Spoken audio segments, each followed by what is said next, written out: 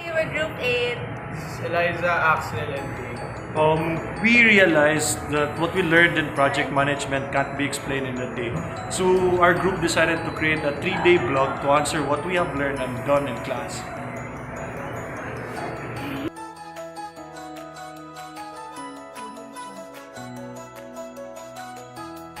In helping planning the project, first we identified the project activities that will happen before, during, and after the project. Also, we estimated activity time by estimating the project deadlines for both of our subjects so that we are in line with one another. And the plan is to continuously communicate with them for us to know their progress every week. some of the inputs are things like deadlines and how fast are they able to do work. These come from them. We ask them how fast are they able to finish the work, and we use our Gantt chart to estimate our activities, and it would depend on their skill, of course, and how fast they can accomplish the work. We managed to communicate the plan by holding a meeting every Tuesday at school, and sometimes we chat on Facebook. Some of the inputs were the tasks that the group had to do, the sequence of that task, the task dependency to each other, and the duration of each task on how easily it would take to finish that task, and what may be the longest time it would take to finish that task. The estimation of the activity had 2 points. We had a member of the group who was responsible for the activity to give an optimistic view and a pessimistic view of the activity, to give a range of the earliest finish and the longest finish. Plans were communicated either to group meetings on Tuesdays or through Facebook chats.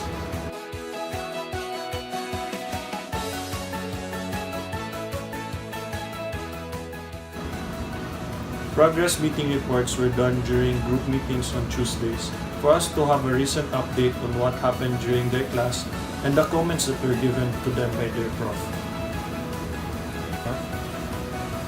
This was also done on Tuesdays to give us the most recent reports of the CSIP group that is to be submitted during Projtman class. We as a team recognized the member of the CSIP group who did their job on time and complete. This helped the team execute the project because the other members would also want to be recognized for their work, hence inspiring them to do their job. There were no team buildings done because of the small time we had, and the schedule that we had didn't give us the luxury of time to have a team building. In the execution of the project, we monitored and update them every week to know their progress, and then we assist them from time to time to check if they are in line with the project goals and the project deadline, and we make sure that they are still within the project timeline every week.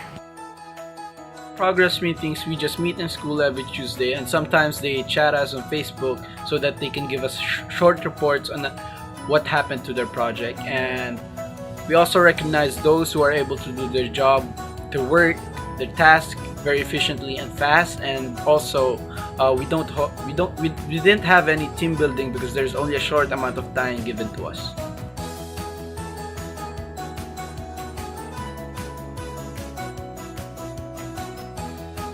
Meet every Tuesday and use the Facebook chat. So we use the information given to us by the assistant group to create a status report. And sometimes there are risks on their project. For example, when they change company in the middle of the project, there's a chance that they could not be able to finish the project on time because they had short amount of time left for them to start from the planning itself. And then the issues that come up with the project are usually discussed on our meetings and on Facebook chat so that the members could give ideas on how to address the problem, and they are able to come up with a solution to address the problem. In our group, we had an issue that they changed company in the middle of the term. To help the group, we restart on planning by identifying the activities that should be done and the remaining weeks that was left for them. And the scope were identified again, and we make sure that it is also within the project timeline. In discussing this issue, constant communication is very important.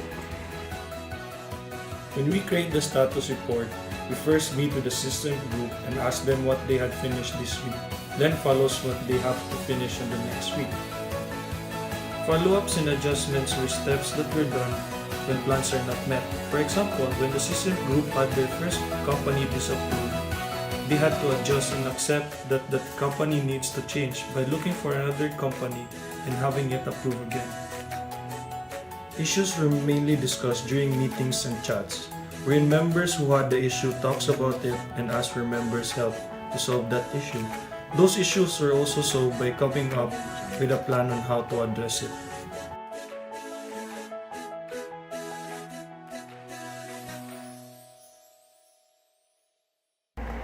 In our subject, project management, I learned that being a project manager requires a lot of responsibility and discipline.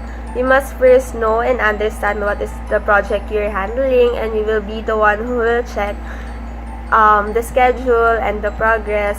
So I think it requires a lot of constant communication with the team. So this type of learning strategy is, I think, more interesting and engaging because we experience project management hands-on. And I prefer this type of learning strategy for us to learn and for us to prepare if we become project manager in the future. So in our group, we are lucky enough to have a team that manages to meet the deadline even though they change the company. Maybe that is the weak point of this learning strategy. If your partner team is not productive, then you will have a hard time managing the project. Thank you. My experience as a project manager for a short amount of time, I would say it's very interesting and engaging, and I'd say I'd prefer this over a lecture based, but I think it should be paired up with a lecture based, not just this. And there are strong points and weak points of this strategy. The strong points would be the project managers get to apply what they learned in class from lecture firsthand, and the downside to this would be if the other party would not be so interested and engaged as the project managers are. The experience I had as a project manager was hard yet useful.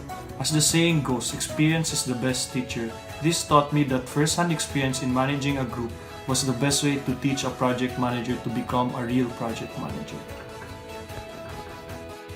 This type of learning strategy was more interesting and engaging because what we did had an impact on system group in terms of achieving their goals. Engaging because we had the chance to handle a real group with a real project. Yes, this would be better when I learned the different knowledge areas in project management, since we implement what we had learned and see the results for ourselves.